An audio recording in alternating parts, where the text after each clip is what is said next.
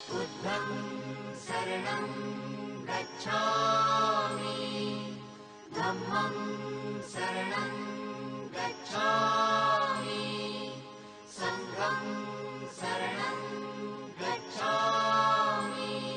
Once again, Namo Buddhaya, Jai Bhim, welcome to Dhamma Wave. So wherever you are, you feel safe, please put your palm together. Let's do Vandana and then we start the program. Namo tas bhagavato arhato samma sambuddhassa. Namo tas bhagavato arhato samma sambuddhassa. Namo tas bhagavato arhato samma sambuddhassa. Honor to him, the blessed one, the worthy one, the fully enlightened one.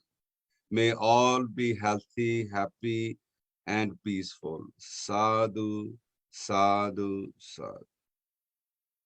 Thank you, Vantaji.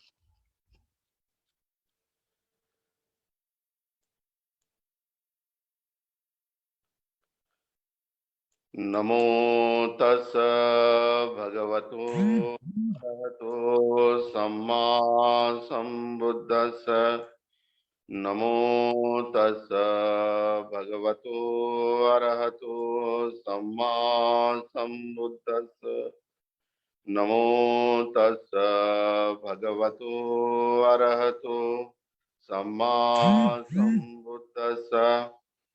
इतिपिसो भगवारहं सम्मा संबुद्धो विद्याचरण संपन्नो सुगतो लोकविदु अनुत्तरो पुरुषधम्म सारथि सत्ता देव मनुष्यानं बुद्धो भाति स्वाखातो भगवता धम्मो संदिष्टिको अकालिको एहि पस्सिकोपनैको पश्चत्तं वेदितव्यो विज्ञुइति। सुपटिपन्नो भगवतो सावक संघो उजुपटिपन्नो भगवतो सावक संघो यायपटिपन्नो भगवतो सावक संघो सामीचि पटिपन्नो भगवतो सावक संघो यदिदं चत्तारि पुरुष युगानि अट्ठ पुरुष पुग्गला एष भगवतो सावक संगो आहुनेयो पाहुनेयो दक्षिणेयो अंजलि करनेयो अनुत्तरं पुय्यं खेतं लोकस्साति। एतेन सच्च वज्रेण सोतिते होतु सर्वदा। एतेन सच्च वज्रेण सब दुःखा भया रोगा विनश्यतु। एतेन सच्च वज्रेण होतु ते जय मंगलम्।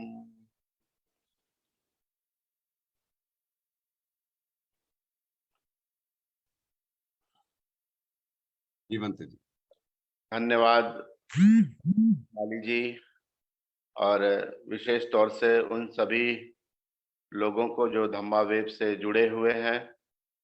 और जैसा मुझे आपने बताया, मैं पहले भी आ चुका हूं और आपका धम्मा वेब के 1 साल पूरे होने जा रहे हैं, जिसकी सेरेमनी आप 30 जनवरी को करेंगे। तो अभी 7 दिन बाकी है। मैं 7 दिन पहले ही आपको और आपके पूरे धम्मा वेब फैमिली को, परिवार को, जितने भी सदस्य हैं जुड़े हुए, श्रोता बंधु और जितने भी टेक्नीशियन, सारे लोगों को ढेर सारी मंगल कामना, शुभकामना, आशीर्वाद करता हूं कि ये जो आपने नेक काम, बढ़िया काम किया है, जो भगवान बुद्ध और बाबा साहब के विचारों को लोगों तक पहुंचाने का, इसके माध्यम से, धम्मा वेब के माध्यम से, इसके लिए मैं आपको बहुत बहुत धन्यवाद, बधाई देता हूं कि आप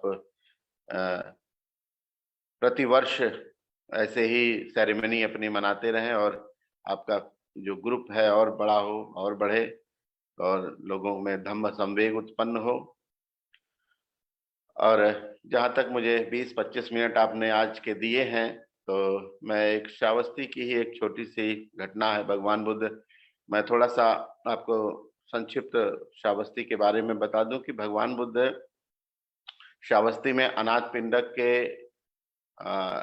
आग्रह पर भगवान बुद्ध श्रावस्ती पधारे थे और भगवान बुद्ध ने वर्षावास श्रावस्ती में किए, जिसमें 19 वर्षावास अनाथ पिंडक के द्वारा जो दान किया हुआ जेतवन महाविहार था उसमें, और 6 यहाँ की महा उपासिका थी विशाखा माता, जिसको आप जानते हैं सब लोग बौद्ध जगत में। तो माता विशाखा का जो विहार था वो पूर्वाराम बुद्ध विहार था, उसमें 6 वर्षावास किए। तो 19 और 6 25 वर्षावास भगवान बुद्ध ने टोटल श्रावस्ती में किए हैं।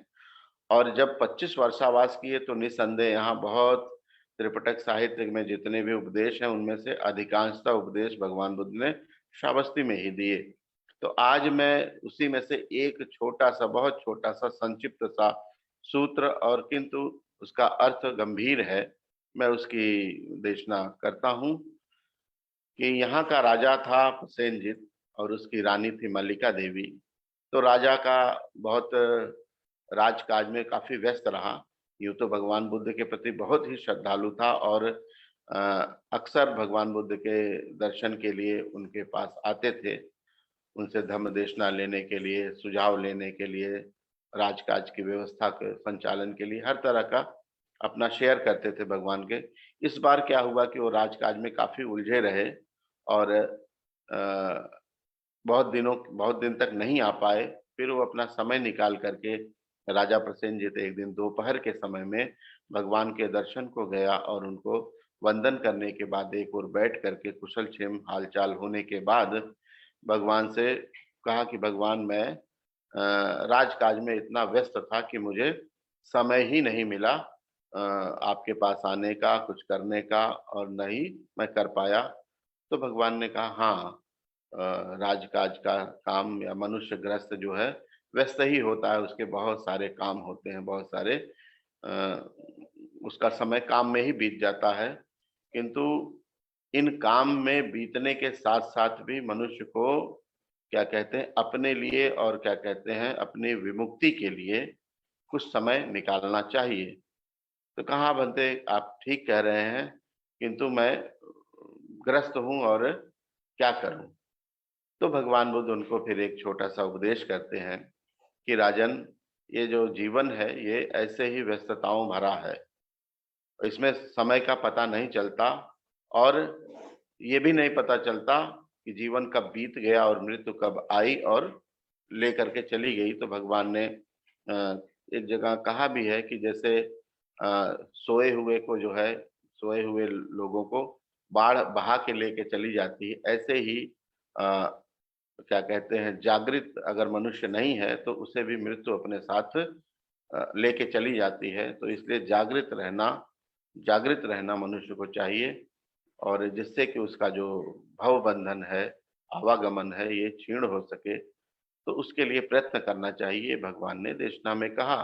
साथ ही एक चीज ये कही, उनको एक उदाहरण के माध्यम से, एक छोटी सी घटना के बताया कि मान लीजिए राजन, आपके राज्य में आपका कोई तो ऐसा विश्वास पात्र होगा जिसकी बात को आप सुनने के बाद बात पे विश्वास करते होंगे। बोले, हाँ राजन, मेरे पास बहुत सारे ऐसे मंत्री हैं, गुप्तचर हैं, सैनिक हैं जिनकी मैं बात मानता हूँ।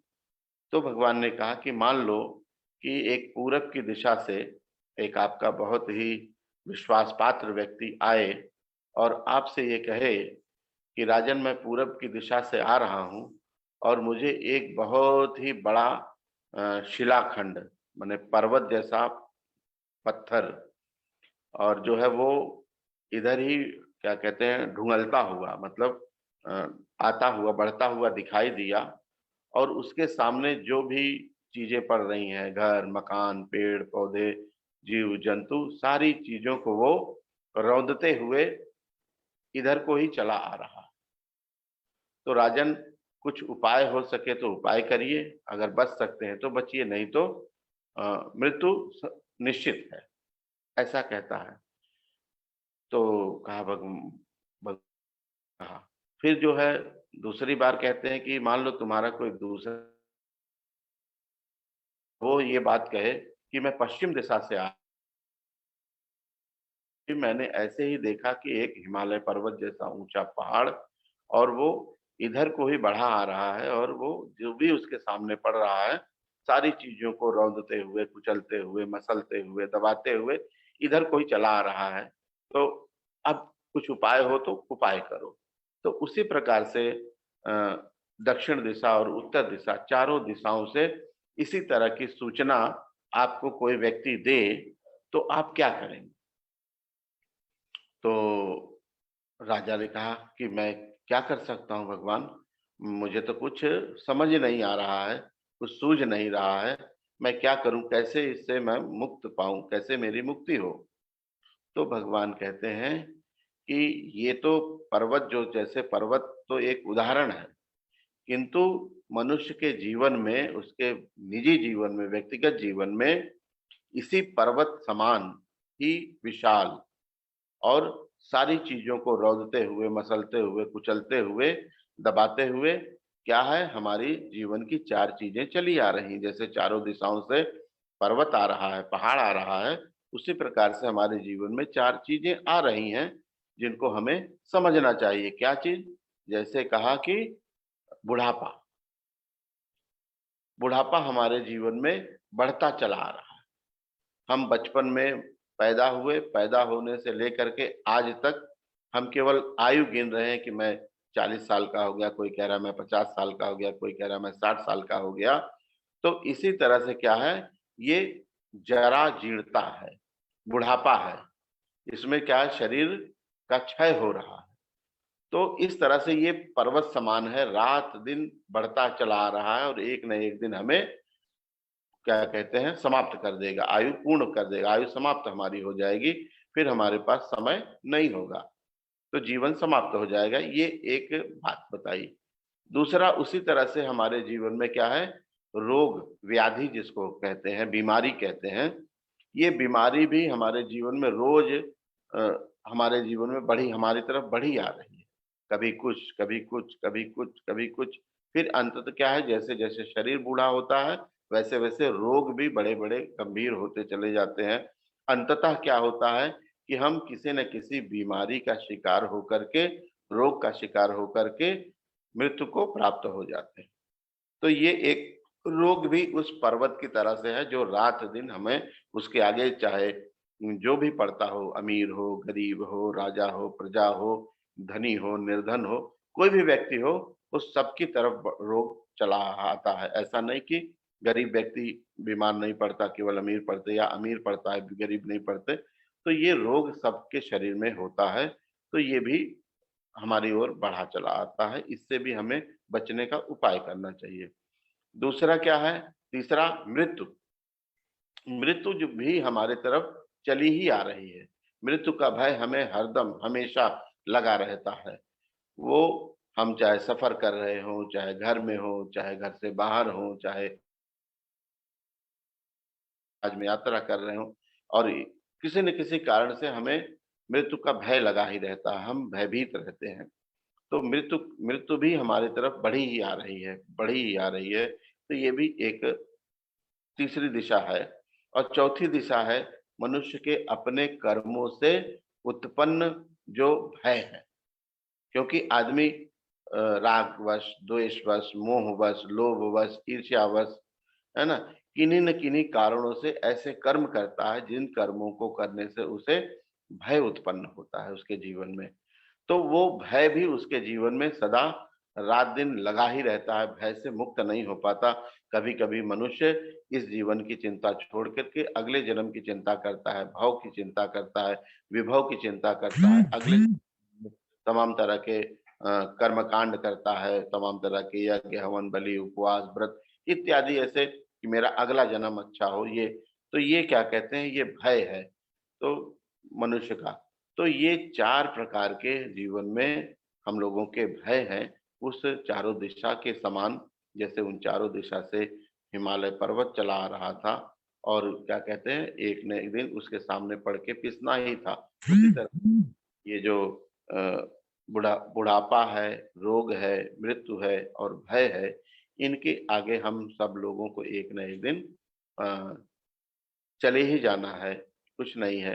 तो इसलिए बहुत आवश्यक है जीवन में कि जो हम लोगों के पास समय हो, समय का हमारे पास कुछ समय ना, हमें ये नहीं पता कि हमारे पास कितना समय है, किंतु जो भी समय हमारे जीवन में है, उसको हमें जान करके, समझ कर कुशल कर्मों में लगना चाहिए, कुशल चित्त उत्पाद में लगना चाहिए, और क्या कहते हैं, जिससे कि हमें मृत्यु का भय और क्या नाम से बुढ़ापे का कोई भय और रोगों का भय, ये सारे जो मैंने कर्मों का भय, हम भय मुक्त हो जाएं, अर्थात जीवन मुक्त हो जाएं। तो यही हमारे लिए बुद्ध ने साधना विधि बताई। इसीलिए भगवान बुद्ध ने हमारे शील संपादन के लिए बताया, समाधि का अभ्यास बताया और प्रज्ञा उत्पन्न करने के लिए बताया। इसीलिए भगवान ने 4 आर्य सत्यों की भी देशना की, आरष्टांग मार्ग की भी देशना की और पति समुत्पाद जैसे गंभीर आवागमन और दुख मुक्ति के लिए जो पति समुत्पाद का सिद्धांत, उसकी देशना दी, जिसमें तृष्णा का क्षय और अविद्या का क्षय हो जाता है। तो जब तक हम अपने कर्मों से और अपनी साधना से, अपने शीलों से जब तक हम तृष्णा मुक्त नहीं होते, अविद्या मुक्त नहीं होते, तब तक हमें इन प्रकार के भय हर जीवन में लगे रहेंगे। तो इन्हीं बातों से मैं अपनी बात को समाप्त करता हूँ और आप सारे लोगों के लिए त्रिरत्न अनुभाव से मंगल कामना करता हूँ कि सबका मंगल हो, सबका मंगल हो, सबका मंगल हो, सब सुखी और दीर्घायु हो। साधु साधु साधु। बहुत बहुत धन्यवाद बंते जी। और जो आपने आज दमदेशना हमारे जो हमें लाइव फेसबुक के ऊपर देख रहे हैं उसको बाद में भी फॉलो करेंगे। मैं ये बात कहना चाहता हूँ कि जो दम्मावेव ने 1 साल कंप्लीट किया है, उसका जो जो सबसे बड़ा जो हमारा जो योगदान है, जो भिक्षु संघ का हमारा साथ रहा है, उन्हीं के साथ ही जो हम 1 साल कंप्लीट कर पाए हैं। और दम्मावेव की जितनी भी हमारी टीम है वो बहुत एक्साइटेड हैं और इसको बहुत दूर तक देखना चाहती हैं। हम जो बाबा साहब डॉक्टर अम्बेडकर का हम सपना नहीं बोलते, हम ड्यूटी बोलते हैं कि हमारी ड्यूटी बन चुकी है कि हमने भारत को बुद्धमय देश बनाना है। और ये नहीं है कि हम सोशल मीडिया के ऊपर बैठ के ऐसी बातें करते हैं। हमारी टीम जो पूरे ग्राउंड लेवल के ऊपर भी काम कर रही है, इधर वो लिटरेचर के थ्रू हो जहाँ और गांव-गांव में बंते जी का प्रवचन, लोगों को भिक्षु संघ के साथ कनेक्ट करना, तो पूरी ग्राउंड लेवल के ऊपर भी काम चल रहा है। ड्यू टू कोविड जो पेंडेमिक के थ्रू हमें काफी प्रॉब्लम्स आ रही हैं, लेकिन जो बैक स्टेज के ऊपर काम पूरे उत्साह से चल रहा है। बंते जी, हम आपका बहुत बहुत धन्यवाद करते हैं। प्लीज आप हमारे साथ ऐसे ही जुड़े रहें। हम प्रोग्राम के अंत में हम आपसे आशीर्वाद लेंगे। बहुत बहुत धन्यवाद बंते जी। तो जैसे हमारी जो दूसरी सेगमेंट हम आज शुरू करने जा रहे हैं, बहुत हम एक्साइटेड हैं, पूरी टीम हमारी बहुत एक्साइटेड है, क्योंकि हमारे साथ जो हमारे टीम के साथ जुड़े हैं श्री राजेंद्र कश्यप जी, बहुत लर्नड हैं और बहुत दम के ऊपर ज्ञान की वो एजुकेशन रखते हैं। और जो हमारा बहुत सारे लोगों ने, क्योंकि जब हम दम के ऊपर बात करते हैं तो बहुत छोटे छोटे लोगों के क्वेश्चन हमें कमेंट्स में भी आते हैं, बाद में ईमेल के ऊपर भी हमें पूछे जाते हैं। लेकिन हम आज की जो सेगमेंट शुरू करने जा रहे हैं, मेरे को लगता है कि आपको जो आपके सवाल होते हैं उसके ऊपर आपका जरूर आपको टाइम टू टाइम आंसर मिलता रहेगा। तो उस सेगमेंट को हम शुरू करने जा रहे हैं। हमारे साथ, जैसे मैंने बताया, आदरणीय राजेंद्र कश्यप जी दिल्ली से हमारे साथ जुड़ेंगे, जो बुद्धा एंड धम्मा, जिसको हम ग्रंथ भी मानते हैं अपना, जो बाबा साहब डॉक्टर अम्बेडकर ने उसी से धम्म का प्रचार शुरू किया भारत के अंदर। और जो फर्स्ट सेगमेंट है, जो फर्स्ट चैप्टर है, वो भगवान बुद्धा का जो खानदान परिवार, उसके ऊपर चर्चा करेंगे और उसका पूरी एक्सप्लेनेशन करेंगे। मैं पूरी दम्मावेव की टीम का, सर राजेंद्र कश्यप जी का बहुत बहुत धन्यवाद करता हूं। और ये जो पूरे का पूरा बुद्धा एंड धम्मा हम पूरा कंप्लीट करेंगे और वो हमारा साथ देंगे। सर, नमो बुद्धा, जय भीम, वेलकम टू दम्मावेव। Sir, you are muted sir. नमो बुद्धाय भंते जी। हाँ, नमो बुद्धाय। सबसे पहले मैं अपनी आदरांजलि भिक्षु तिक नाथ हन, जो वियतनाम के बहुत बड़े भिक्षु हुए और पूरे विश्व में बुद्ध धर्म को फैलाने के लिए उन्होंने अपना पूरा जीवन लगाया। उनका निर्वाण हो गया 22 तारीख को रात को, और मुझे दिल्ली में उनसे मिलने का सौभाग्य प्राप्त हुआ बहुत वर्ष पूर्व। तो पूरे धम्मा वेव के जो भी सुनने वाले हैं, इस मीटिंग में उपस्थित हैं, उन सब की तरफ से मैं उस महान व्यक्ति का धम्म को विश्व में फैलाने के लिए किए गए प्रयास की भूरी भूरी प्रशंसा करता हूं, और अपने मन से उनको एक आदरांजलि प्रस्तुत करता हूं। 95 वर्ष तक परम आदरणीय तिक नाथ हन जीवित रहे और 16 बरस की उम्र में ही भिक्खु हो गए थे, और नोबेल प्राइज फॉर पीस के लिए उनको नॉमिनेट किया गया। अपने वियतनाम वार और पूरे विश्व में जो अशांति थी उसको रोकने के लिए, उस पे काम करने के लिए उनकी बहुत प्रशंसा की गई। 100 से अधिक पुस्तकें उन्होंने लिखी थी। तो ये बहुत बड़ा काम उन्होंने धम्म को फैलाने के लिए किया था।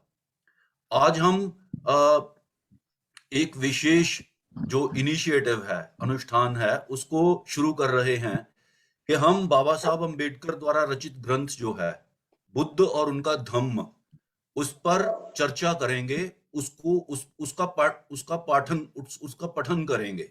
पठन जो है वो उसमें जो विषय बाबा साहब अंबेडकर ने डिस्कस किए हैं, उनके बारे में ज्ञान प्राप्त करने की एक जो चेष्टा है, एक जो प्रयास है, वो करेंगे। तो ये आधुनिक समय में बहुत बड़ा ग्रंथ माना जाता है भारत के परिप्रेक्ष्य में, बुद्धा एंड हिज धम्मा। और इसको लिखने के लिए बाबा साहब अंबेडकर ने स्वयं ही कहा है कि 35 बरस तक उन्होंने उसका अध्ययन किया है, धम्म का, और उसके उपरांत उन्होंने अपने आखिरी समय में ये जो ग्रंथ है इसको पब्लिश किया है, इसको कंसोलिडेट करके फाइनल किया है। तो बाबा साहब अंबेडकर इसकी प्रस्तावना में ही लिखते हैं कि मुझे ये बार बार लोग पूछते रहते हैं कि मैं एक निम्न जाति में पैदा हुआ व्यक्ति होते हुए भी इतनी उच्च शिक्षा कैसे प्राप्त कर पाया, और मैं बुद्ध धम्म की ओर कैसे प्रेरित हुआ। तो बाबा साहब कहते हैं कि जो पहला प्रश्न है उसका उत्तर तो मैं इस ग्रंथ पर जब कार्य कर रहा हूं तो उसमें नहीं दूंगा, वो एक दूसरा विषय है, परंतु बुद्ध धर्म की ओर मैं प्रेरित कैसे हुआ उसका मैं उत्तर इस समय दे सकता हूं। तो कहते हैं कि जो मेरे पिताजी थे, जो कि एक कबीर पंथी थे, और जो उनके पिताजी अर्थात जो बाबा साहब अंबेडकर के दादा थे, वो भी धार्मिक व्यक्ति थे, और वो जो रामानंद का जो सेक्ट था उसको मानने वाले थे। तो वो कहते हैं, बाबा साहब अंबेडकर इसकी प्रस्तावना में ही लिखते हैं कि मूर्ति पूजा हमारे घर में नहीं होती थी, और हमारे पिताजी फिर भी जो महाभारत और रामायण है उसका पठन हमारे से करवाते थे, और हर रोज शाम को, रात को खाना खाने के बाद सब जो बच्चे थे वो बैठते थे और उसका पठन करते थे, और ये जो प्रक्रिया थी ये लगातार कई बरसों तक चलती रही। और वो कहते हैं कि जब मैंने 4th स्टैंडर्ड में अंग्रेजी की परीक्षा 4th स्टैंडर्ड वाली पास कर ली, तो मैंने अपने पिताजी से एक दिन पूछ ही लिया कि आप कबीरपंथी हैं और कबीर के जो उपदेशनाएं हैं या उसके उपदेश हैं उनका आप पालन करते हैं, परंतु साथ ही साथ ये रामायण और महाभारत का जो इसका जो लिटरेचर है, इसके जो कहानियां हैं, वो भी आप हमारे से पढ़वाते हैं और हमें भी सुनाते हैं। तो इसमें क्या वो भेद नहीं है? क्या इसमें द्वंद नहीं है? क्या ये दोगलापन नहीं है? ये दोगली नीति नहीं है?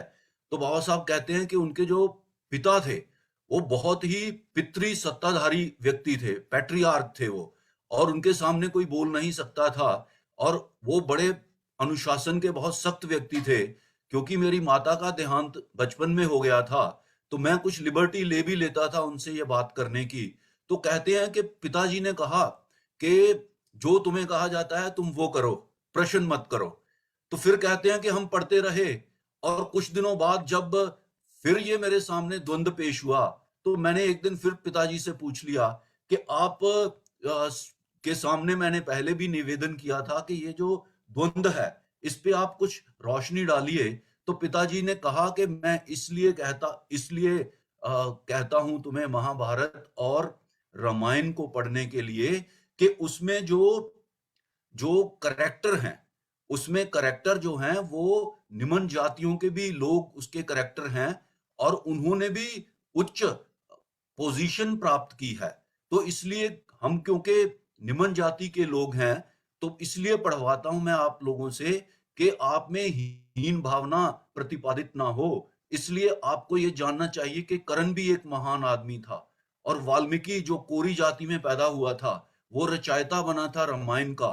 तो बाबा साहब कहते हैं कि ये जो उनका तर्क था, इसमें थोड़ा सा मुझे सही लगा था। और जब मैंने चौथी इंग्लिश की परीक्षा पास कर ली, तो हमारे जो बस्ती के लोग थे, जो हमारी ही कम्युनिटी के थे, उन्होंने कहा कि इसको मनाया जाए, ये एक बहुत प्राप्ति का संयोग है और सबको बुला के इसको पूरा सेलिब्रेट किया जाए, मनाया जाए। तो बाबा साहब ने कहा कि इसके बारे में वो लोग मेरे पिता के पास आए और मेरे पिता ने कहा कि कोई मनाने की आवश्यकता नहीं है, कोई भारी प्राप्ति तो की नहीं है और ये जो लड़का है इसने तो मात्र पढ़ाई करके एक परीक्षा पास की है। तो वो इनिशियली शुरू में उनके पिताजी ये बात को नहीं माने। तो बाबा साहब कहते हैं कि वो जो लोग थे वो शांत नहीं बैठे और दादा कैलुस्कर के पास गए और दादा कैलुस्कर बहुत ही ज्ञानी व्यक्ति थे और उनको बहुत ज्ञान और नॉलेज था और उस पे वो काम करते थे और मेरे पिताजी के वो बहुत दोस्त थे। और पिताजी ने कहा कि उन्होंने पिताजी से बात की और पिताजी बहुत बहस और मुबासे के बाद मान गए कि हाँ, इसको आप कर लो।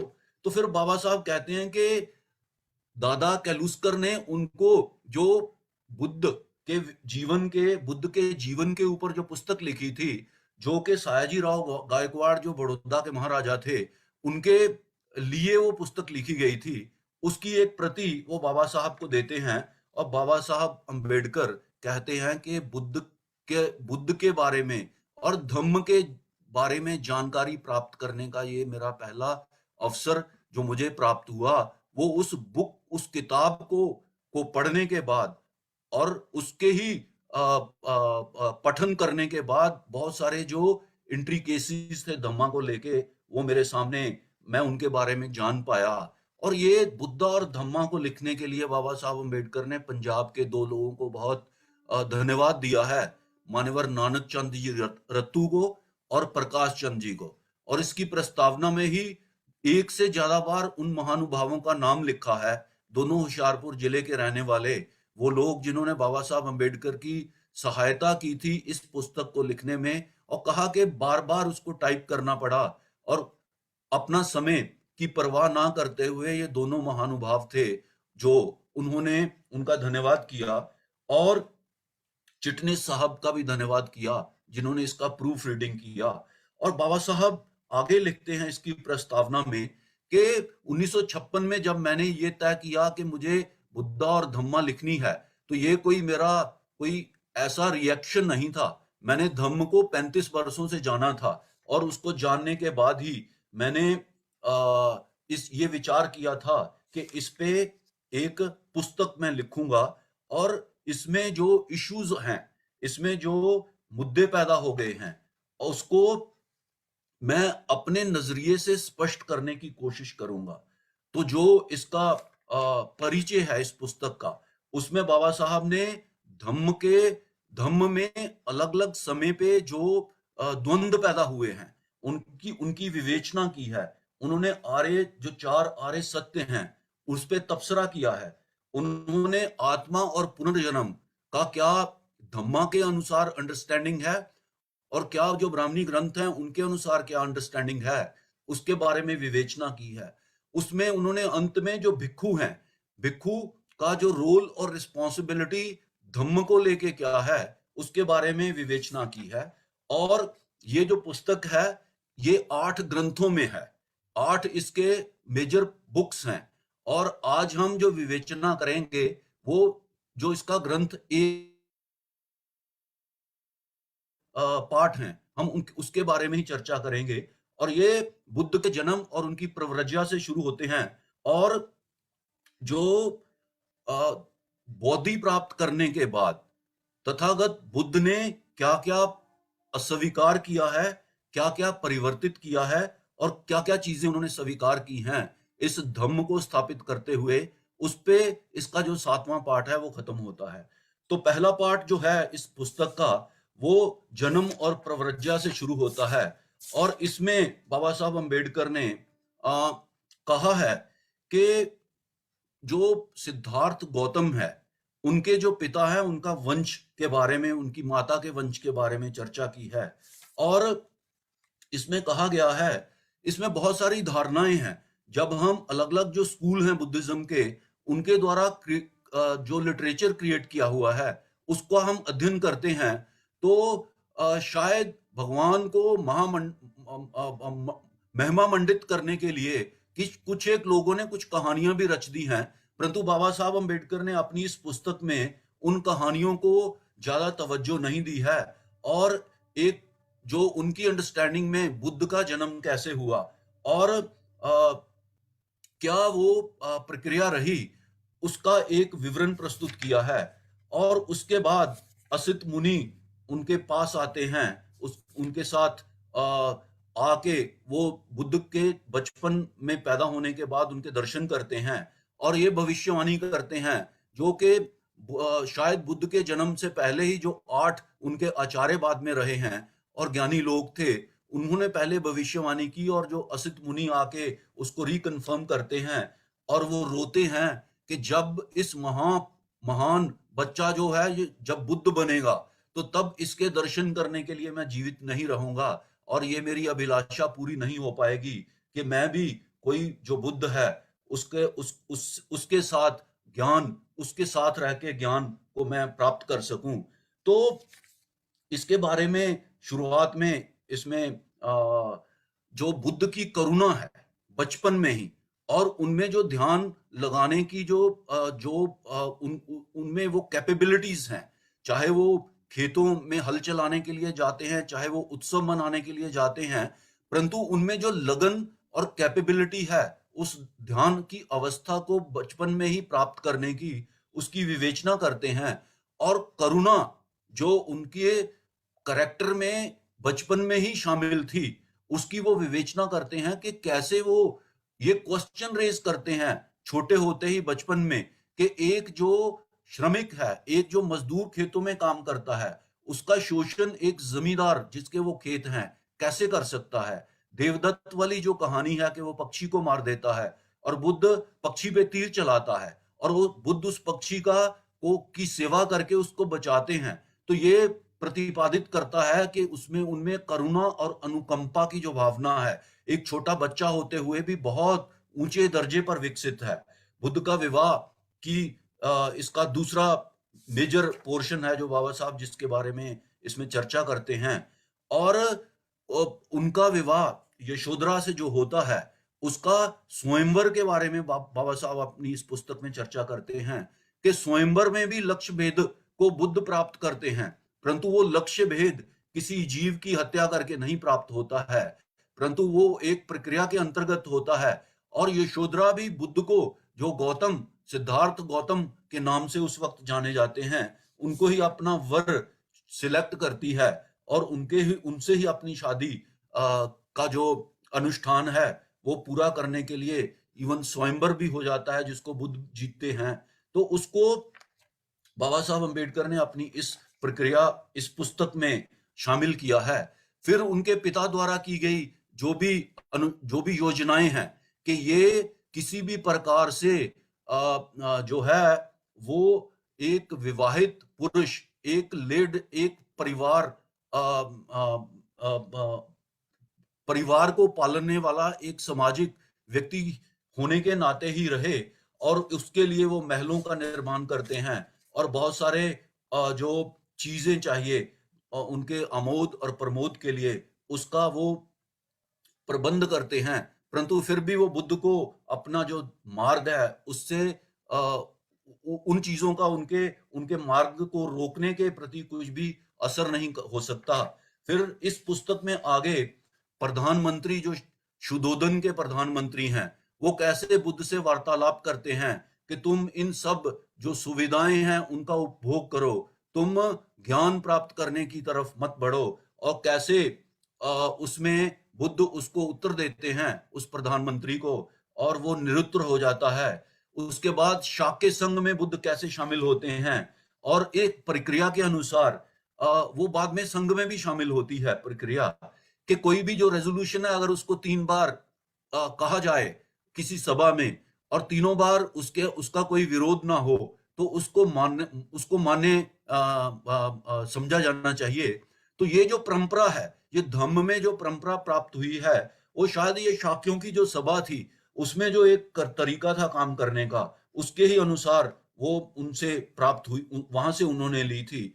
और कैसे फिर संघ में भेद होता है कि कोलियों और जो शाक्य हैं इनमें इनको पानी के बंटवारे को लेके एक झगड़ा होता है, और कैसे बुद्ध को अल्टीमेटली अपना जो देश है उसको छोड़ने का जो प्रण है वो लेना पड़ता है, क्योंकि वो करुणा में ही है, क्योंकि उनकी करुणा का जो स्टेज है वो बहुत विकसित है। वो ये नहीं चाहते कि उनकी वजह से उनके परिवार को कष्ट हो और उनके सारे खेत जब्त हो जाएं, और वो यही सुझाव पेश करते हैं कि कैसे जो है संघ का निर्णय भी लागू रहे, और कैसे वो उनको जो संघ उनको दंड देना चाहता है वो भी हो जाए। तो वो संघ को ये निवेदन प्रस्तुत करते हैं कि उनको उनका देश को छोड़ के चले जाने का ही दंड उनको सुनाया जाए।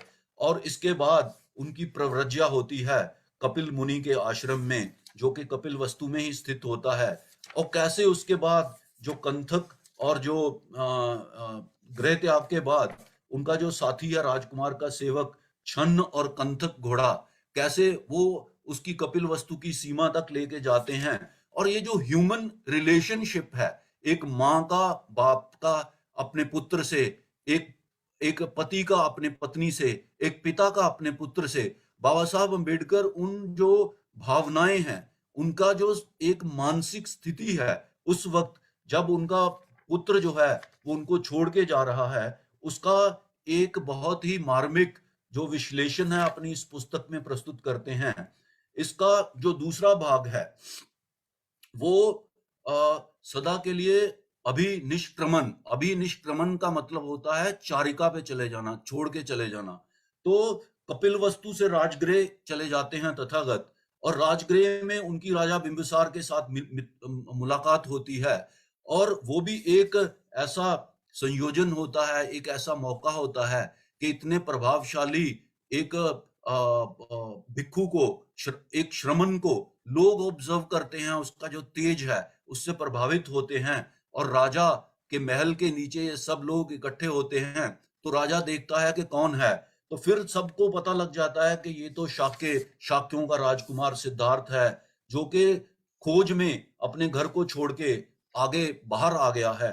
तो बिंबिसार और राजा बिंबिसार और गौतम के बीच में जो संवाद है, जो गहन, बहुत ही गहन विषय हैं, जो उस समय की प्रचलित जो धारणाएं हैं उनको लेके हैं, उसके बीच में बहुत भारी संवाद होता है।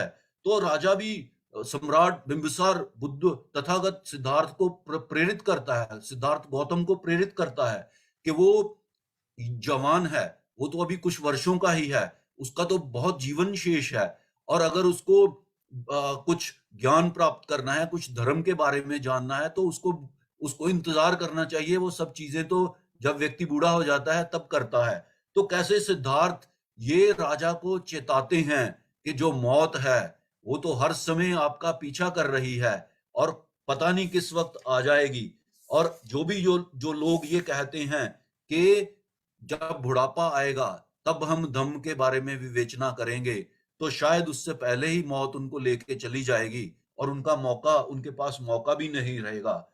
और फिर वो कहते हैं कि इस जन्म में किए हुए जो अच्छे कर्म हैं उसका अगले जन्म में फल प्राप्त होगा, अगले जन्म में अच्छा जन्म प्राप्त होगा। तो बुद्ध उस सम्राट बिंबिसार के इस धारणा का भी खंडन करते हैं और कहते हैं कि वो सब यज्ञ जो लोग करते हैं, जो ऋषि करते हैं, जिनसे वो मन के अनुसार कामना प्राप्त करने के लिए उन यज्ञों में हजारों हजार पशुओं की बलि देते हैं, उनसे उन यज्ञों से कोई भी फल प्राप्त नहीं होता है। तो ये सारी जो वार्ता है, ये जो इस ग्रंथ का पार्ट 2 है, उसको उसमें बाबा साहब अम्बेडकर ने इसको शामिल किया है। तीसरा जो ग्रंथ है इसका, उसमें अलग अलग जो विचारधाराएं हैं, चाहे वो भृगु की विचारधारा हो, चाहे वो सांख्य परंपरा हो, चाहे सांख्य परंपरा के अंतर्गत समाधि का मार्ग हो, चाहे वो तपस्या हो, चाहे वो तपस्या करने की परीक्षा हो। भृगु जो है वो तपस्या का मार्ग, जो कि कड़ी तपस्या का मार्ग के प्रतिपादक हैं। समाधि मार्ग सांख्य अलार कलाम, जिस स्कूल के इंचार्ज हैं, वो सांख्य संस्कृति से, सांख्य विचारधारा से मेल खाता है। तो इन सब परंपराओं का, इन सब उस समय की जो स्थितियां हैं, उनका ज्ञान प्राप्त करने के लिए बुद्ध प्रयास करते हैं। और वो भृगु के आश्रम में जाते हैं, वो अलार कलाम के पास जाते हैं, वो उद्दक रामपुत्र के पास जाते हैं, और वो उस भृगु के आश्रम में जो उन्होंने ऑब्जर्व किए थे ऋषियों के कठोर तप, वो उस तप को भी प्रैक्टिस करने के लिए उरुवेला के जंगलों में जाते हैं। और जब कुछ भी प्राप्त नहीं होता तो वो फिर इन सब जो रास्ते हैं उनको छोड़ते हैं और एक खुद ही चल पड़ते हैं एक नया जो रास्ता है उसको खोजने के लिए। तो उस वक्त जब वो सुजाता द्वारा लाया हुआ भोजन जो खीर है उसको एक्सेप्ट करते हैं और उस महान जो तपस्या का जीवन था उसको छोड़ देते हैं कि इतना शरीर जो है वो कमजोर हो गया कि उसको रीढ़ की हड्डी को पकड़ते हैं तो पेट भी हाथ में आ जाता है, और पेट को पकड़ते हैं तो रीढ़ की हड्डी हाथ में आ जाती है। इस घोर तपस्या को करने के उपरांत भी कुछ प्राप्त नहीं हुआ तो बुद्ध सोचते हैं अपने मनोस्थिति में कि ये कोई सही मार्ग नहीं है, इससे कुछ प्राप्त नहीं होगा।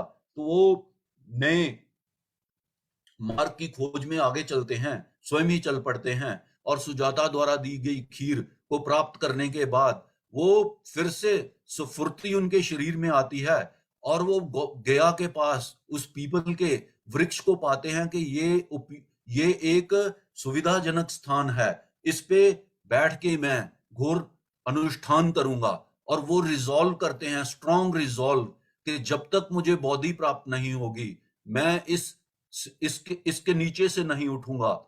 और 40 दिन के भोजन की व्यवस्था करने के बाद वो अपने ध्यान में बैठते हैं और उसके बाद उनको संबोधि प्राप्त होती है। तो संबोधि क्या है, उसका जो स्टेजेस हैं उसका विवरण बाबा साहब अम्बेडकर इस पार्ट में, ये पार्ट जो चौथा पार्ट है इस पुस्तक का, उसमें प्रस्तुत करते हैं। फिर जो बुद्ध को प्राप्त हुआ है उनका वो विवेचन करते हैं उस समय पे जो आस्थाएं प्रचलित हैं, चाहे वो वैदिक ऋषियों की आस्थाएं हैं, चाहे वो दार्शनिक कपिल की आस्था है, चाहे वो ब्राह्मणों के जो ग्रंथ हैं उनमें क्या कुछ लिखा है, चाहे वो उपनिषद की शिक्षाएं हैं, इन सब का कंपैरेटिव एनालिसिस उन्होंने, बाबा साहब अम्बेडकर ने इसको पार्ट 5 में शामिल किया है। और जो पार्ट 6 में बुद्ध के समकाली बुद्ध तथागत गौतम लिखते हैं बुद्ध कि उनके समय में भी 62 इस प्रकार के संप्रदाय और आस्थाएं थी जिनमें लोग विश्वास रखते थे। तो पार्ट 6 में, ग्रंथ 6 में बाबा साहब अम्बेडकर मुख्यतः 6 जो विचार हैं, विचारधाराएं हैं उस समय की, उसको लेके उनका विश्लेषण करते हैं और कहते हैं कि तथागत गौतम बुद्ध ने उन सबको अस्वीकार कर दिया है और उसमें उनकी कोई मान्यता नहीं है, क्योंकि वो मनुष्य को ज्ञानवान बनाने और उसके जो दुख हैं उनको दूर करने के लिए कोई भी रास्ता प्रस्तुत नहीं करती हैं। तो उन्होंने उन ब्राह्मण ग्रंथों को जो कर्म और जो पुनर्जन्म का जो आत्मा का जो रोल है उसको लेके जो अपना विवेचन प्रस्तुत करते हैं वो ब्राह्मणी ग्रंथ, उनको अस्वीकार करते हैं, वेदों को अस्वीकार करते हैं। और उसके बाद वो कहते हैं कि उन्होंने क्या स्वीकार किया है, तो कहते हैं कि ये मैं पहली विशेषता जो मेरे धम्म की है वो ये है कि मन ही सभी चीजों का पूर्वगामी है, वे उन्हें उत्पन्न करता है, और यदि मन को समझा जाए तो सब चीजों को समझा जा सकता है। ये धम्म की पहली परिभाषा तय करते हैं और इसको वो तथागत गौतम बुद्ध मानते हैं। फिर वो कहते हैं कि सब मानसिक क्रियाओं में मन प्रधान है, मन ही मुख्य है, मन उन क्रियाओं की ही उपज है, ये सब क्रियाएं मन की ही उपज हैं। इसलिए सबसे पहली बात मन की संस्कृति को साधना है। बुद्ध की दूसरी शिक्षाएं हैं कि मन ही उन सब भलाइयों और बुराइयों का स्रोत है जो हमारे भीतर उत्पन्न होती हैं और जिनका हमें बाहर से शिकार होना पड़ता है। जो कुछ भी बुराई है, जिसका बुराई से संबंध है, जो बुराई से समन्वित है, वे सब मन की ही उपज हैं। जो कुछ भी अच्छाई है, जिसका अच्छाई से लेना देना है, वो भी मन की ही उपज हैं। यदि मनुष्य बुरे मन से भी कुछ भी बोलता या करता है, तो दुख उसका पीछा ऐसे करते हैं जैसे गाड़ी के पहिए खींचने वाले बैलों के पीछे पीछे। इसलिए अपने चित्त को निर्मल बनाए रखना ही धम्म का सार है। इस पे हमने पिछली बार भी विवेचन किया था और ये धम्मपद की पहली और दूसरी गाथा है कि मन ही सब जो कलेश हैं उनका अग्रदूत है। सब चीजें मन में ही पैदा होती हैं, और अगर आप अपने मन को अपने वश में करते हैं तो आप अपनी जो चीजें हैं, अपने जो काम हैं, उनको आप ठीक दिशा में लेके जा सकते हो। तो उनका आखिरी विशेषता जो बाबा साहब अम्बेडकर ने अपनी इस पुस्तक के 8वें पोर्शन में बुक 1 के दी है कि धम्म ग्रंथों का पठन करने से हम कुछ प्राप्त नहीं कर पाएंगे। हमको उनकी जो शिक्षाएं हैं उनको अपने जीवन में धारण करना होगा और धारण करके अपने जीवन को उसके अनुसार कंडक्ट करना होगा। तो ये जो 4 चीजें हैं जो बाबा साहब ने अनेक जो धारणाएं हैं, विचारधाराएं हैं, उनका विश्लेषण करते हुए धम्म को जो ढूंढा है, उसमें ये 4 जो चीजें हैं, जिसमें मैंने कहा पहली विशेषता जो है कि मन ही प्रधान है और सब चीजें मन में ही पैदा होती हैं। हर एक जो मानसिक क्रियाएं और उनका रिएक्शन है वो मन से ही पैदा होता है और मन ही उसको डायरेक्शन देता है। और सब अच्छा काम या बुरा काम ये मन में ही पैदा होता है। मन ही सब चीजों का अग्रगामी है। और अंत में के धर्म ग्रंथों का पठन करने से कुछ भी सिद्ध नहीं होगा जब तक मनुष्य अपने मन को काबू करते हुए मनुष्य के रूप में हर समय अपने जीवन को उस प्रकार नहीं जिएगा। तो मोटे तौर पे ये जो 8 पार्ट हैं उसमें आज रोकूंगा। अगर किसी का कोई प्रश्न होगा तो उसका उत्तर मैं देने की चेष्टा करूंगा। तो अपना जो इस पोर्शन को कवर करने का जो समय सीमा था और जो पोर्शन मुझे कवर करना था, मोर और लेस मैंने कर लिया है। और इसी के साथ मैं अपना जो वक्तव्य है उसको रोकता हूं। जय भीम, नमो बुद्धाय कहता हूं। नमो बुद्धाय, जय भीम सर, आपका बहुत बहुत धन्यवाद। साथियों, जैसे मैंने बताया कि जो हमारी जो सेगमेंट है, हमारी स्पेशल सेगमेंट हमने सर से रिक्वेस्ट की थी शुरू करने के लिए, उसका जो पहला जो भाग है वो आज हमने कंप्लीट किया है। इसको 8 भागों में हम आपके साथ इसको एक्सप्लेन करेंगे। तो बहुत सारे छोटे छोटे सवाल भी आते रहते हैं हमें, और जो सर ने पूरा जो बहुत एक सरल भाषा के साथ हमें एक्सप्लेन किया, बुद्धा इज धम्मा, जो हमें बाबा साहब डॉक्टर अम्बेडकर ने 35 साल के बाद जो हमें ग्रंथ ये दिया है। अगर हम बाबा साहब डॉक्टर अम्बेडकर को जो हमारी ड्यूटी उसी के हिसाब से हम भारत को बुद्ध में देखना चाहते हैं, तो इस ग्रंथ को पढ़ना समझना बहुत जरूरी है। हम सर का बहुत बहुत धन्यवाद करते हैं। ये जो हमारी सेगमेंट है इसी तरह 8 जो हिस्सों में चलेगी। तो अगर आपका कोई सवाल है आप हमें चैट बॉक्स में कर सकते हैं, और नहीं तो उसके बाद हमें जो ईमेल है वो भी आप हमें कर सकते हैं। तो सर अभी तक तो कोई सवाल नहीं है, लेकिन हम दूसरा सेगमेंट हम शुरू करते हैं। जैसे बंते जी ने बताया कि जो धम्मा वेव की जो टीम है पूरी हमारे ग्राउंड लेवल पे जो टीम है उसके साथ हमारी IT टीम है, और हमारी सिस्टर जो हमारे साथ पंजाब से हमारे साथ जुड़ी हैं, वो इसको ग्राउंड लेवल के ऊपर वो हमारे साथ काम कर रहे हैं। तो मैं अभी रिक्वेस्ट करूंगा, क्योंकि जो पिछले पूरे हफ्ते की जो एक्टिविटीज रही हैं उसके ऊपर पूरा डिटेल के लिए बताने के लिए हमारे जो दम्मा वेव के टीम मेंबर्स हैं, मीनू धीर जी जो लुधियाना से हमारे साथ जुड़ेंगे, वो एक छोटी सी प्रेजेंटेशन के रूप में वो आपके साथ जो इंफॉर्मेशन शेयर करेंगे। अगर आपका कोई सवाल हो आप हमें लाइव कॉल भी कर सकते हैं। सो मैं अभी आप सीधा ही आपको पंजाब ले चलता हूँ। So Meenu ji, are you there? Yes sir. Just give me 1 minute उन्होंने को बताइए। जी। मीनू जी, गो अहेड, ਤੁਸੀਂ अपना परिचय दीजिए, तो आप भी meanwhile I will share the presentation. कुछ लोग यह नहीं समझते कि हम संसार को छोड़ जाएंगे, और जो यह समझते हैं उनके सारे दोष खत्म हो जाते हैं। नमो बुद्धाय, जय भीम। मैं मीनू धीर पंजाब से, नियर तक्षशिला बुद्ध विहार से, और आज मैं सेकंड सेगमेंट जो है हमारा वो लेकर आई हूँ, जो कि है important days of this week. और जो भी हमारे ग्राउंड लेवल पर जो एक्टिविटी होती है उनको मैं रिप्रेजेंट करने आई हूँ। तो ग्राउंड लेवल की एक्टिविटी की अगर हम बात करें तो हमारे तक्षशिला बुद्ध विहार में कंस्ट्रक्शन का काम चल रहा है, और जिसके बारे में हमने सबको इन्फॉर्म भी किया हुआ है, सबको मैसेज भी दिए हुए हैं तक्षशिला के जो अपना कंस्ट्रक्शन के काम के बारे में।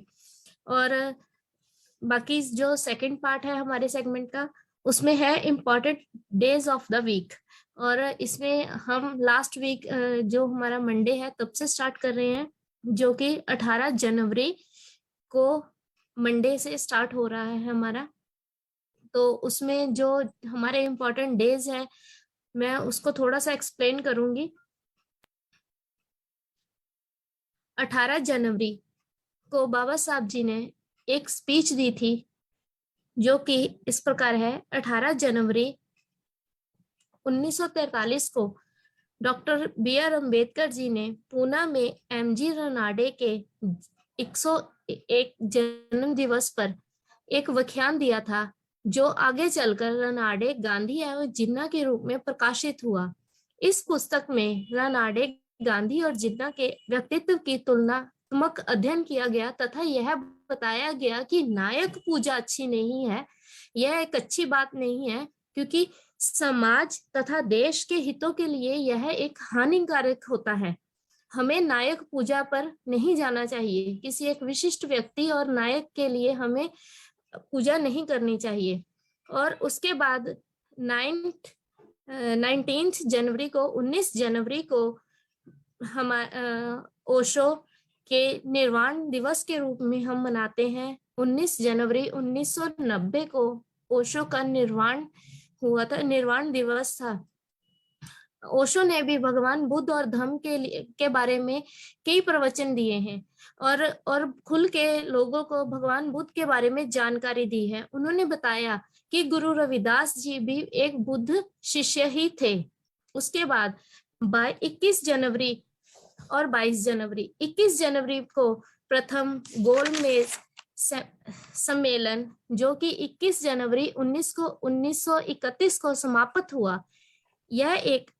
इस सम्मेलन में मुख्य बिंदु तो सिर्फ एक कह सकते हैं कि एक अखिल संघ भारतीय बनाने के लिए विचार करना ही था, परंतु हालांकि इसमें कोई ज्यादा विचार नहीं हुई है, पर फिर भी डॉक्टर BR अम्बेडकर जी ने अछूत लोगों के लिए राजनीति प्रतिनिधि की मांग की थी। इस दिन ही बाबा साहब ने राजनीतिक प्रतिनिधि की मांग की थी, जो कि वास्तव में दलितों के लिए एक उपहार के रूप में था, क्योंकि बाबा साहब ने यह भी कहा था कि अछूतों को भी अनदेखा नहीं किया जा सकता। और 22 जनवरी को हमारे बहुत ही प्रमुख लेखक वसंत मून जी का भी जन्म दिवस है। और 23 जनवरी आज सर कनिंघम जी के जन्म दिवस पर मैं मंगल कामनाएं भी देती हूँ। आज के दिन ही सर कनिंघम जी का जन्म लंदन में हुआ था और 208 साल पहले वो उनका जन्म हुआ था। खासकर हम भारतीय बौद्ध जो हैं उनके लिए बहुत ही आभार प्रकट करते हुए उनको वंदन भी करते हैं, क्योंकि आज उनकी ही वजह से हमें सारनाथ जैसी विरासत के बारे में पता चला, क्योंकि उन्होंने उनके द्वारा सारनाथ की जो हमारी विरासत है वो ब्राह्मणों के द्वारा मिट्टी में दबा दी जा चुकी थी, और उन्होंने ही इसमें इस का जो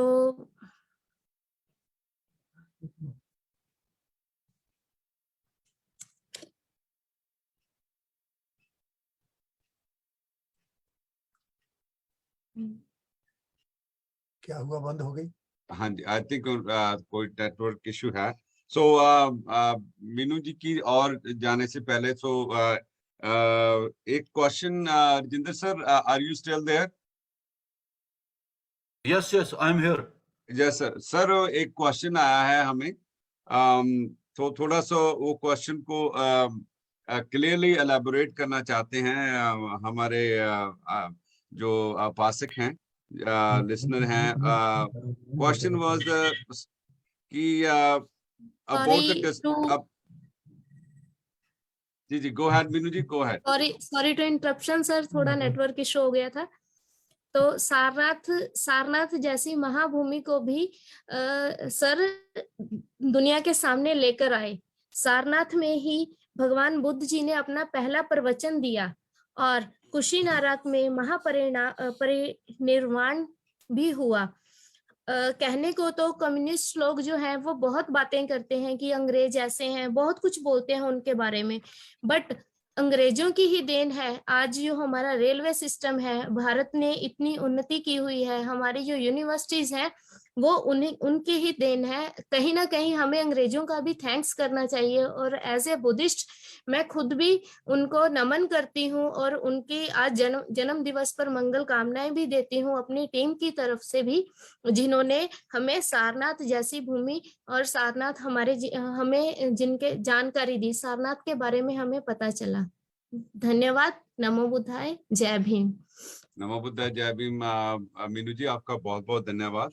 आप हमारे साथ ऐसे ही अगले जो हफ्ते जो हमारा जो हम फर्स्ट जो दमा वेव की एनिवर्सरी मनाने जा रहे हैं, तो प्लीज ऐसे ही हमारे साथ जुड़े रहें। सो राजेंद्र सर, क्वेश्चन आया है कि they wanted to elaborate dispute of water. What was that? For Gautam left his house, what is the gyan of Buddha which he achieved after those 40 days? Okay,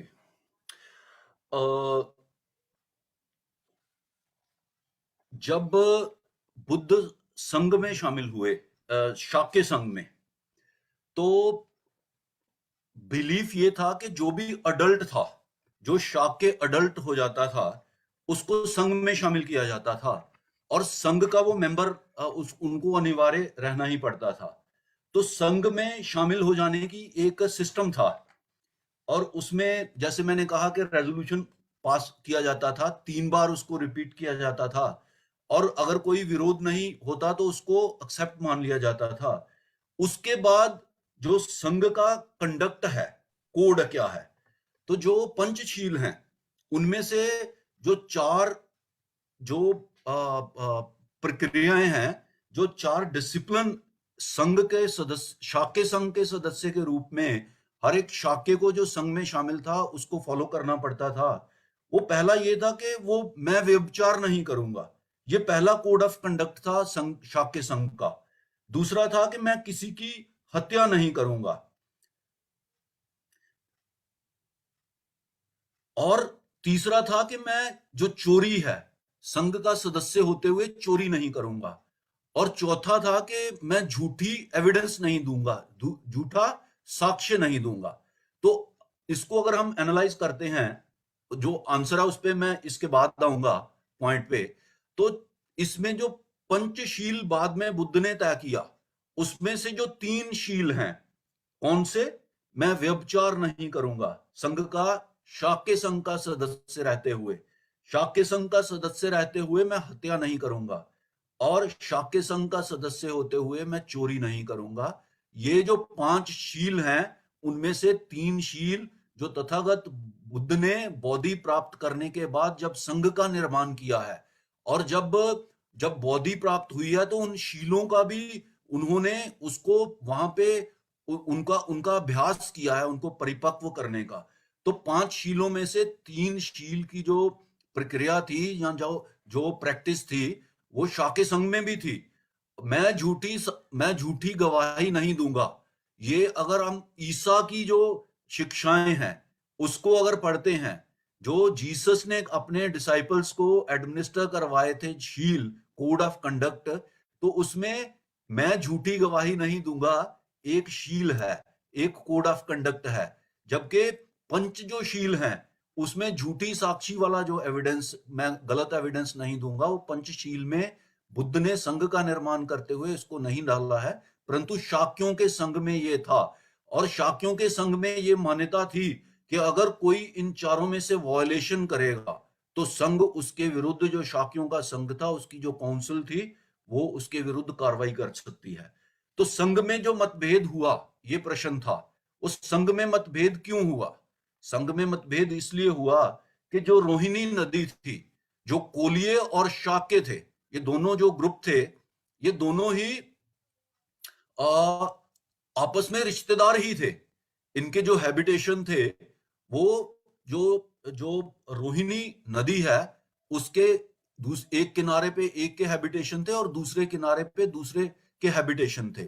और दोनों के जो खेत थे, उनको शाक्य किसान लोग थे, और वो उनमें जो राज्य करने की व्यवस्था थी, वो ये थी कि एक परिवार एक समय सीमा तक जो शाक्य गणराज्य था उसके उस पे शासन करता था, और उसके बाद वो चेंज हो जाता था।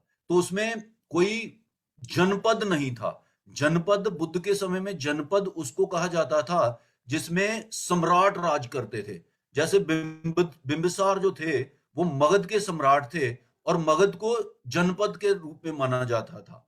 वैशाली जो था, वो एक रिपब्लिकन सिस्टम था। उसमें बहुत सारे जो ओलिगार्की कहते हैं, जिन्होंने पॉलिटिकल साइंस पढ़ा है, तो ओलिगार्की का जो एक सिद्धांत है कि कुछ एक लोगों के ग्रुप मिलके राज करते हैं, इकट्ठा मिलके राज करते हैं। तो वैशाली एक रिपब्लिकन की तरह का एक सिस्टम था, जबकि जो जो मगध है वो जनपद था, वहां सम्राट राज करता था। तो जो शाक्य थे, उनमें भी, क्योंकि वो कृषिक लोग थे मुख्यतः, और उनमें जो उनका एडमिनिस्ट्रेशन था, उसको पॉलिटिकली चलाने के लिए कोई एक परिवार एक समय सीमा तक राज करता था। और विवाद इस बात से पैदा हुआ कि जो रोहिणी नदी का पानी है, उसमें उसको इस्तेमाल करने के लिए, अपने खेतों को सिंचित करने के लिए, इरिगेट करने के लिए पहले कौन हकदार है।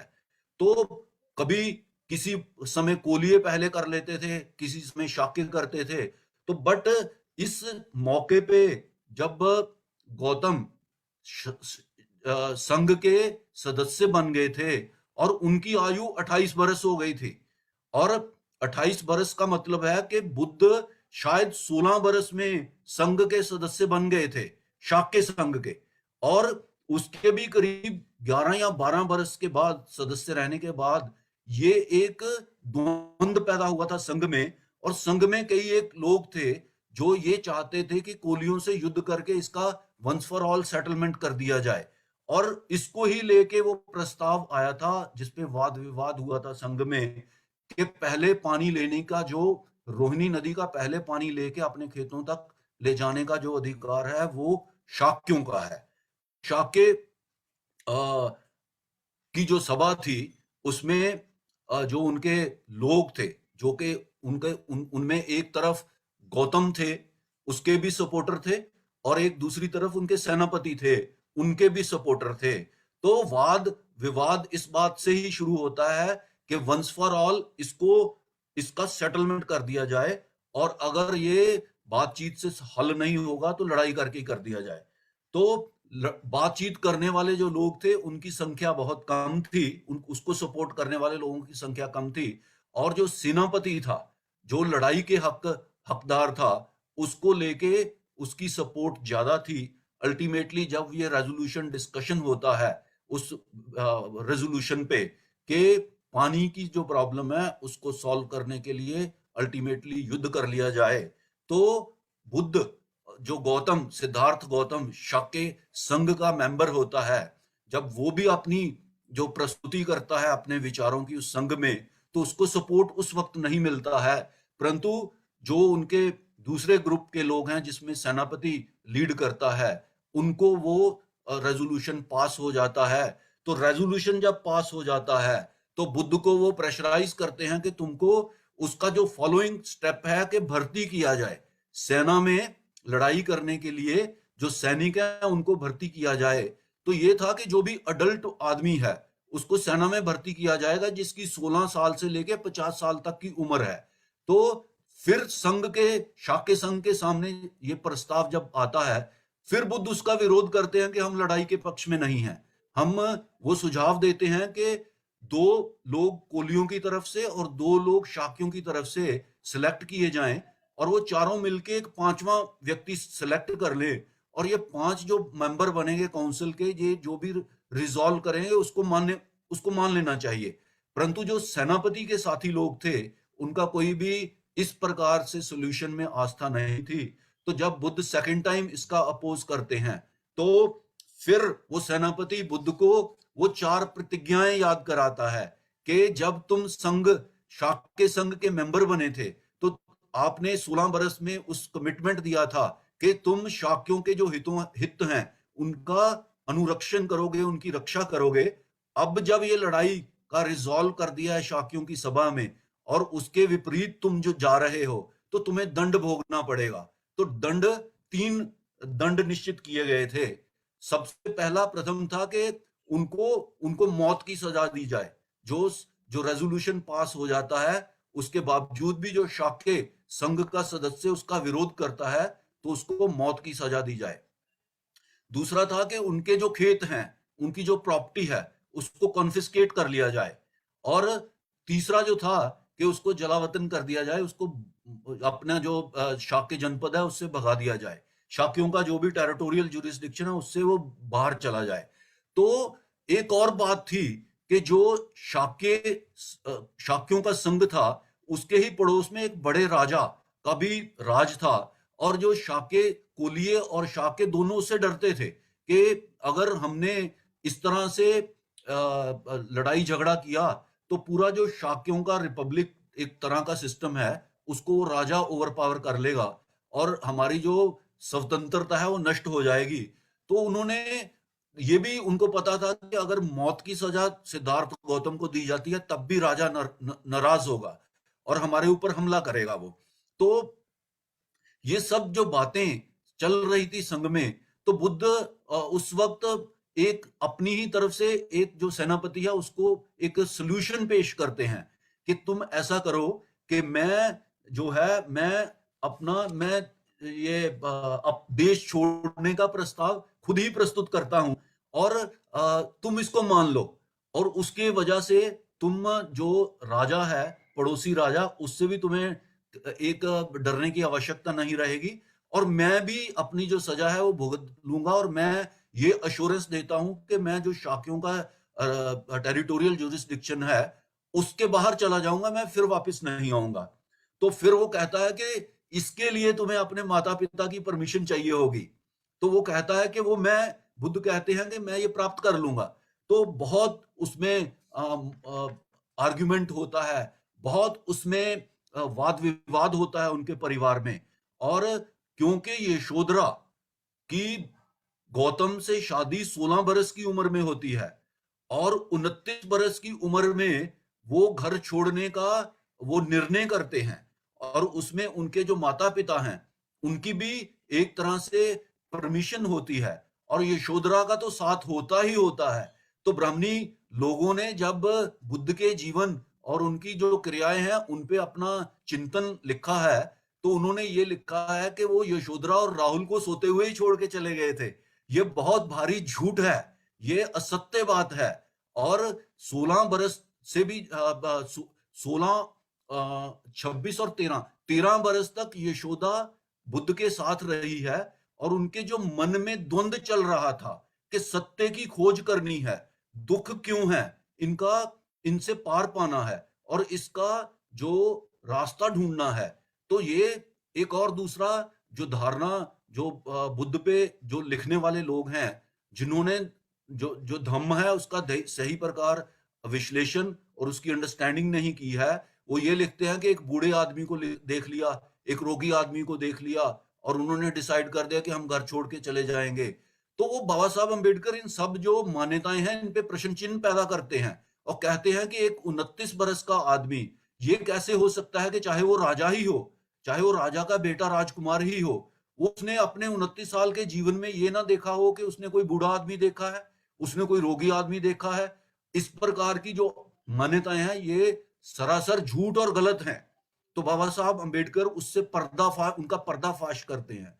और दूसरा ये पर्दाफाश करते हैं कि यशोधरा भी बुद्ध के साथ थी और उसने कहा था कि तुम जाओ और वो जो ऊंचा ज्ञान है जो दुखों को नष्ट करता है उसकी खोज करो, और जब तुम उसको प्राप्त करोगे तो हमें भी उसकी जानकारी दो। तो ये जो इशू था, ये संघ में जो विवाद हुआ था पानी को लेके, उसका अल्टीमेटली जो रिजल्ट निकला था वो बुद्ध का शाक्यों का जो टेरिटोरियल जुरिस्डिक्शन था उसको छोड़ के जाना।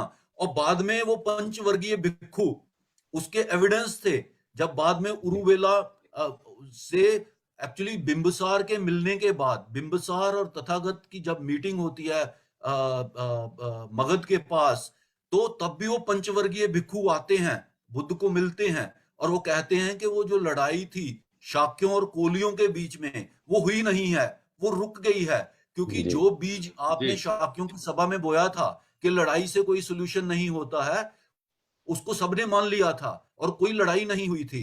और फिर वो कहते हैं कि अब तुम तो घर जा सकते हो, तुमने तो लड़ाई नहीं करने का जो रेजोल्यूशन दिया था वो तो एक्सेप्ट हो गया, अब तुम जाओ घर।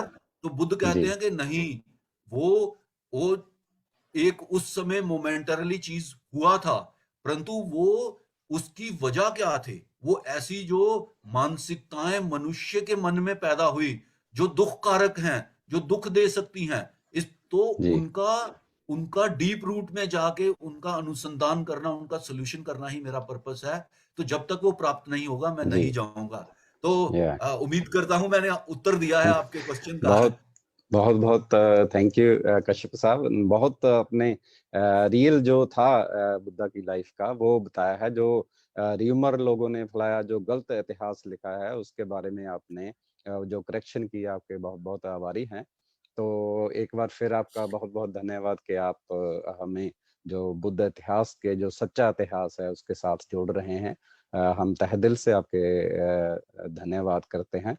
तो फिर एक बार हम भंते जी का भी बहुत बहुत धन्यवाद करते हैं, और हमारी जो टीम है धम्मावेग की टीम, मीनू जी हैं, बिरदी साहब हैं लंदन से, महेंद्र सल्लन जी है, आनंद बाली जी, तो हमारे सभी जो काम करते हैं उनका वो कोई शब्द नहीं है हमारे पास कि इनका कैसे आभार प्रकट करें, क्योंकि दिन रात लगे रहते हैं आनंद बाली जी जो धम्मावेग को चलाने में। तो हमारे साथ सत्यम बौद्ध जी हैं पंजाब से, जो ग्रास रूट की बात कर रहे हैं कि कुछ लोग कहते होंगे सिर्फ हम सोशल मीडिया पे बैठकर जो बात करते हैं, मगर ऐसा नहीं है। हमारे जो कांटेक्ट हैं वो भंते जी से भी होते रहते हैं तक्षशिला में, उनके भी हम पूरी लिस्ट लेते हैं कि वो भोजन दान के लिए कहाँ जाते हैं और तक्षशिला में क्या कुछ हो रहा है।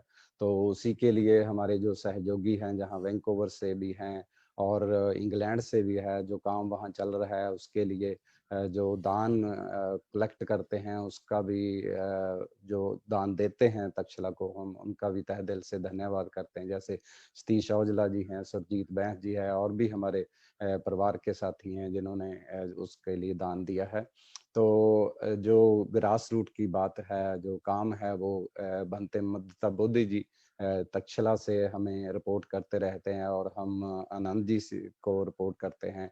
तो वो जो एक दिन हम उनका पूरा लिस्ट बताएंगे कि कौन कौन से लोगों ने पूरे मंथ में बंते जी को भोजन दान पे बुलाया, बंते जी धम देशना देने गए घर घर में, और तक्षशिला में क्या प्रोग्राम हो रहे हैं उसके लिए बताएंगे। और इसके साथ ही हम जो हमारा 30 जनवरी का जो प्रोग्राम है धम्मा वेव्स का जो एनिवर्सरी है, उसके लिए बड़े जोर शोर से सत्यम बोध जी लगे हुए हैं, जीवन महमी जी लगे हुए हैं। तो मैं तहे दिल से इनका धन्यवाद करता हूं कि बहुत सख्त मेहनत करते हैं, क्योंकि हमारा हर एक एस्पेक्ट हम कवर करना चाहते हैं। जैसे आनंद बाली जी जो भंते जी से कांटेक्ट करते हैं, हरमंस बिरदी जी जो बंते जी से कांटेक्ट करते हैं, और जो इंटेलेक्चुअल पर्सन है उनको लाने के लिए वो एवरी वीक के लिए पूरा वीक तैयारी करते रहते हैं। ऐसे ही सत्यम बोध जी जो है, जीवन महमी जी है, वो पंजाब में अपने जो प्रोजेक्ट आ रहे हैं हमारे संविधान पे आ रहा है, और धम्मा वेव्स के लिए स्पेशल हमने जो इवेंट तैयार किया है उसके लिए सत्यम जी दिन रात लगे हुए हैं। और उसके बाद बसपा राज के लिए वो तैयारी कर रहे हैं। सत्यम जी, मैं आपसे रिक्वेस्ट करूंगा कि अनम्यूट कीजिए। और काफी दिनों बाद आपके जो दर्शन हुए हैं हमारे सुनने वाले को, देखने वालों को। तो आई नो पिंड में थोड़ा नेटवर्क का इशू होता है, मगर आज आपका नेटवर्क ठीक है, हमारे साथ जुड़े हुए हैं। आप तहे दिल से आपका वेलकम करते हैं, धन्यवाद करते हैं। तो प्लीज थोड़ा बोलिए कि आप क्या आजकल प्रोजेक्ट चल रहा है, तो उसके बारे में बताइए थोड़ा। सत्यम बोध जी, जय भीम, नमो बुद्धाय। सबसे पहले बंदामी बनते जी, नमो बुद्धाय, जय भीम, जय भारत आप सभी को। जैसे आप लोगों को परम सर ने बता ही दिया है कि हम कॉन्स्टिट्यूशन डे पे एक हिंदी सॉन्ग लेके आ रहे हैं। फिर धम्मा वेव के लिए स्पेशल सॉन्ग लिखा है सर ने, वो आएगा। देन बसपा राज जो इलेक्शन आने वाली है उस पे हम एक सॉन्ग करेंगे।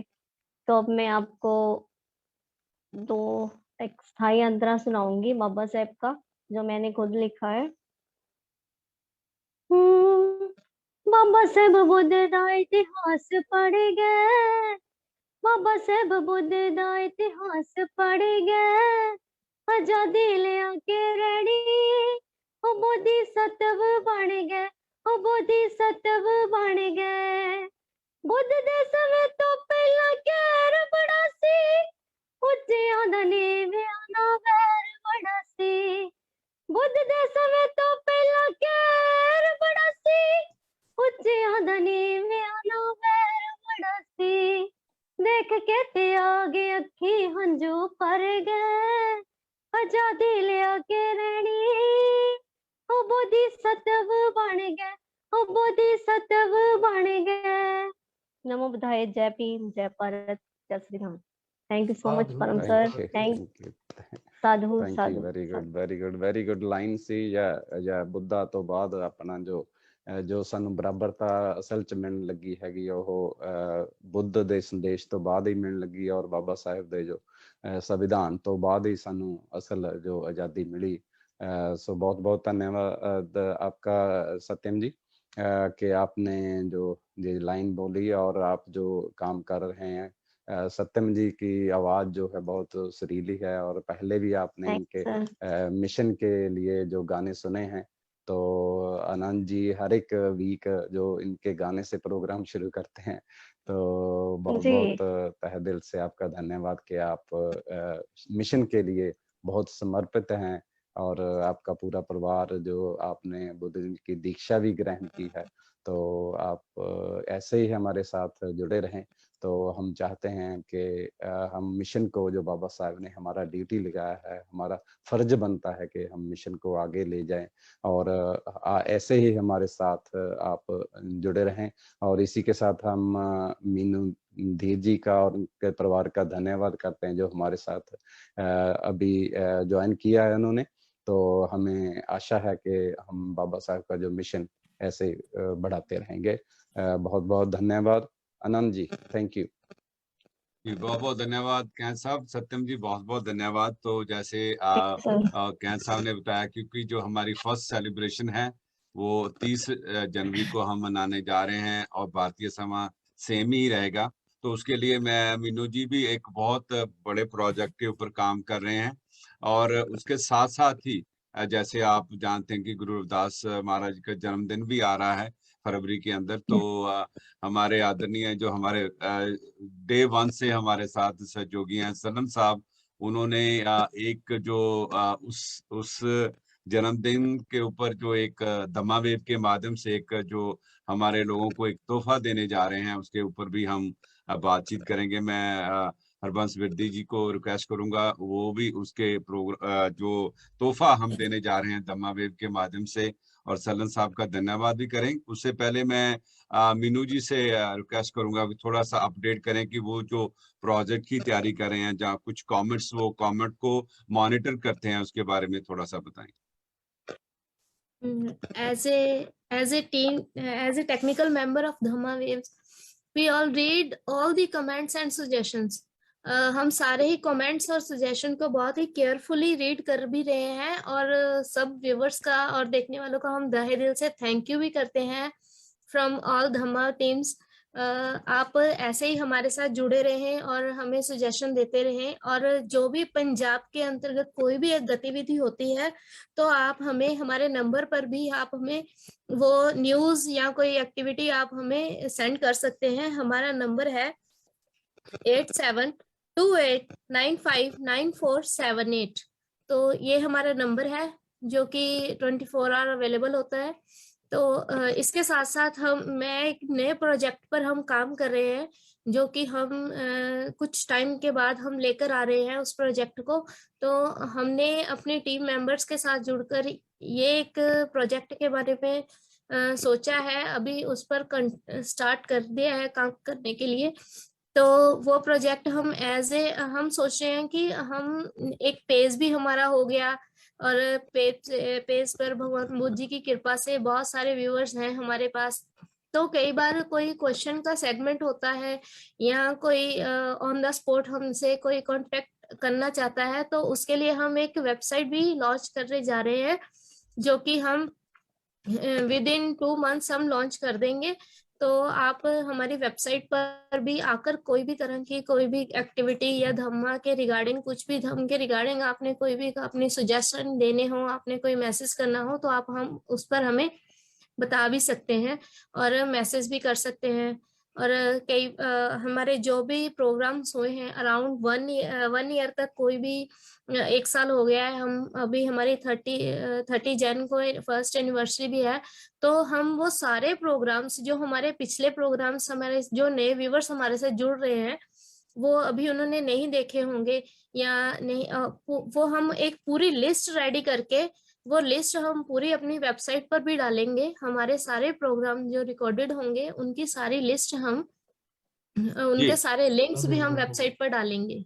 जी मीनू जी, अगर आपके पास कोई ऐसी फिगर है जो हमारे वीकली व्यूअर्स हमारे कितने होते हैं, कोई ऐसा आपके पास कोई डाटा है? सर अभी तो हमने वो डाटा भी मेंशन नहीं किया है, बाकी नेक्स्ट वीक से हम मेंशन करेंगे, रिकॉर्ड करेंगे, प्रॉपर अपने पास रखेंगे। जी, तो जो डाटा हमारे पास आया है, ओवर 11,000 जो धम्मा वेव्स के व्यूअर्स एवरी वीक लोगों के पास प्रोग्राम जाता है and viewed by more than 11,000 people. हम आप सबका बहुत बहुत धन्यवाद करते हैं। और क्योंकि जो दम की जो वेव्स हैं, we wanted to take all around the globe. पूरी टीम का बहुत बहुत धन्यवाद करते हैं। समय काफी हो गया, हमारा प्रोग्राम 1 आवर 20 और 15 मिनट्स का होता है, क्योंकि क्वेश्चंस आते हैं, क्वेश्चन एक्सप्लेन करने के लिए भी समय लगता है।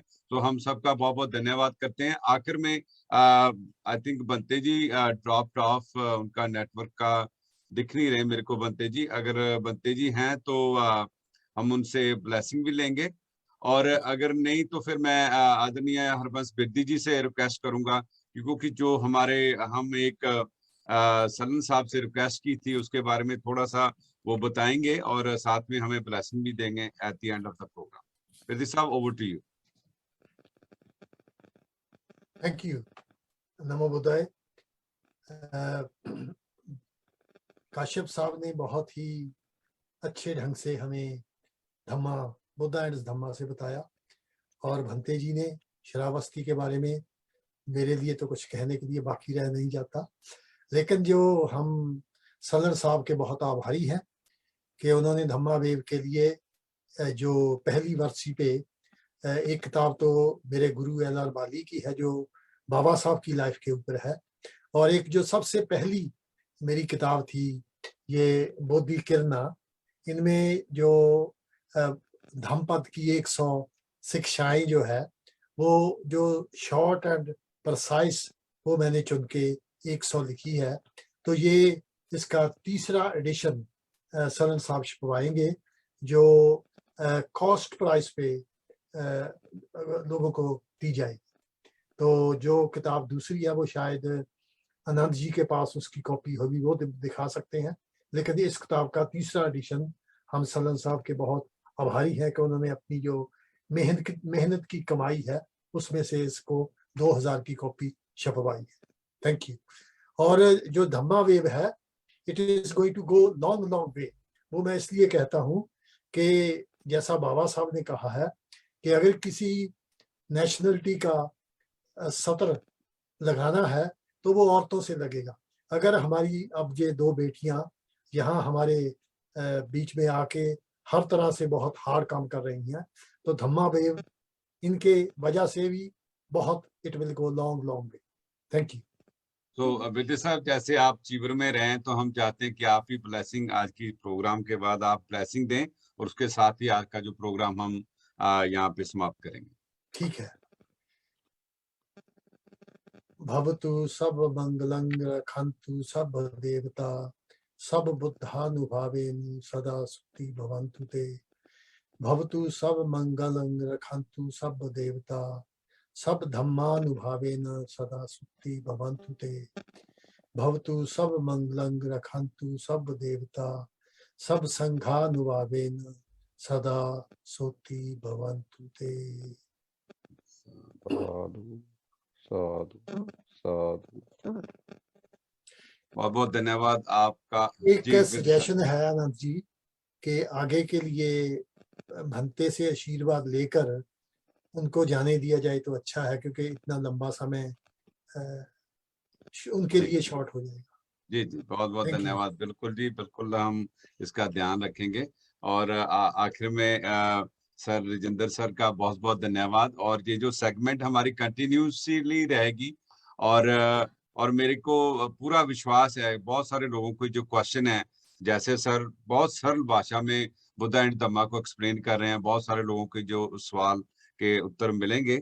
और at the end the purpose of Dhamma wave is learn and share the Dhamma waves. So it is a gift for this life as well many lives to come. जैसे आदरणीय राजेंद्र जी ने बताया कि जो हमारे मास्टर जैन मास्टर तिचना जो हमारे बीच नहीं रहे, उनकी एक कोटेशन मैं आपके साथ शेयर करके आज का जो प्रोग्राम मैं समाप्त करूंगा। उनकी एक कोटेशन है, the best way to take care of the future is the take care of the present moment. इसके साथ ही हम आज का प्रोग्राम समाप्त करते हैं और आपसे सबसे निवेदन करते हैं कि आप हमारे साथ जो धम्मा वेव की फर्स्ट एनिवर्सरी है उसमें जुड़े। इस आपको ओपन इनविटेशन है, आप सब हमारे साथ शामिल हो सकेंगे उस दिन। सो भारतीय समय 8 बजे। इसके साथ ही be mindful, be safe, be kind. साधु साधु। बुद्धं शरणं गच्छामि, धम्मं शरणं गच्छामि।